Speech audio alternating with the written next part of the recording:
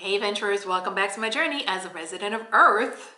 So today I wanted to do not quite a Q&A, but I'm not sure how it's going to unfold. But whenever I talk to people and they find out that I am traveling, I've been on the road for about 6 months now. A lot of times people say they wish they could do this. A lot of people there's a lot of sentiments. Then that's all I've always seen it, where when people talk about those who travel for a living or those who have embraced the digital nomad, people often say, oh, I wish I could do this, or I would like to do this, or this. There's always some version of that.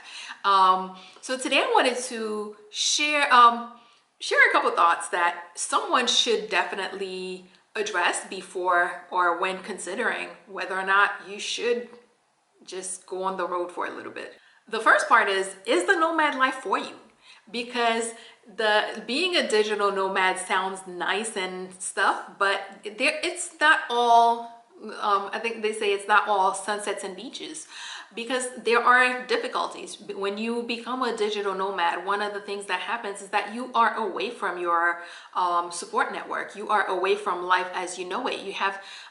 You're having to embrace different cultures, different experiences, and different uncertainties, because being in depending whether you're traveling different cities or just different countries, or just maybe go to one spot and stay there, they can come with certain challenges, and you need to be able to decide, you need to determine if that life is for you or which version of that life is for you.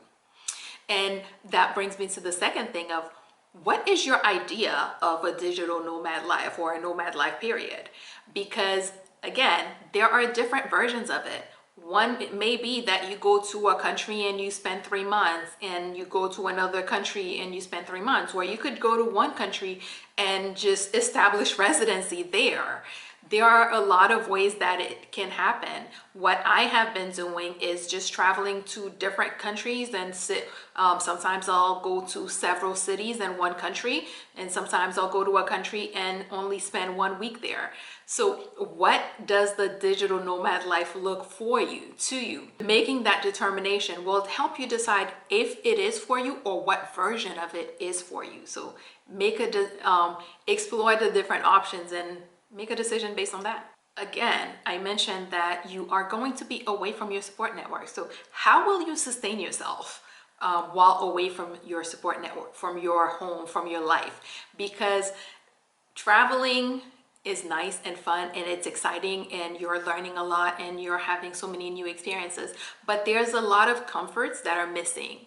There's a lot of everyday laid backness that is not available when you're on the road. When you're right now I am in Asia, and if I wanted to go home, it would be at least a good 12 plus hours to for me to get back to where my family is.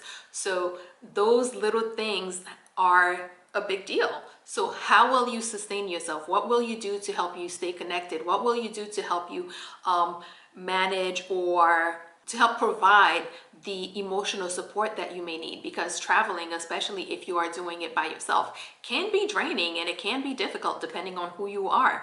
So making sure that you have a plan for how you're going to sustain yourself, not just financially, but how will you make, because if you're a digital nomad, more than likely you're keeping your job.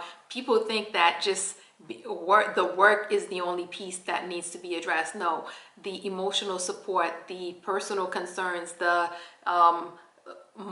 constant mobility, all these things need to be addressed before you determine, hey, yeah, I'm gonna go on the road, or at least for normal people.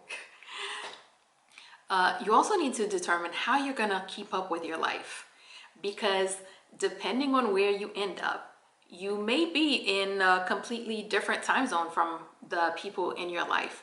When I first got to Asia, I was about I've been about 12 to 14 hours ahead of where home is in the US. So being able to make sure that I'm finding ways to connect with the people who matter to me and connect with people in my life, because although right now I am traveling, at some point I most likely will end up going back home and making sure that I am at least doing something to help maintain those relationships.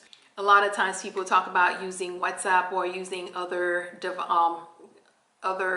apps and things like that to connect. Whatever it is that you're choosing to do, whatever way it is that you're going to choose to connect with your life back home, make sure that you have a plan for at least staying in touch with the people who matter to you, and for at the very least making sure that people know where you are and making sure that people know how you are doing.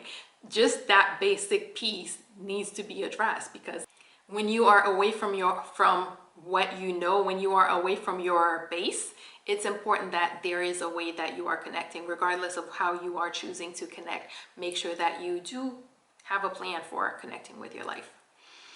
And the last one is why.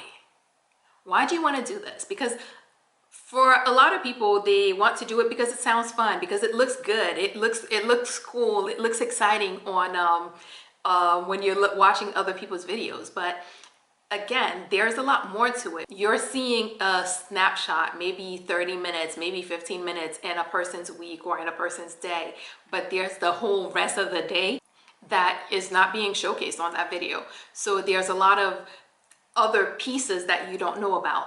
And when you hit the less than pleasant moments, or when things get chaotic, your why is what's going to help either keep you or let you know that it's time to go.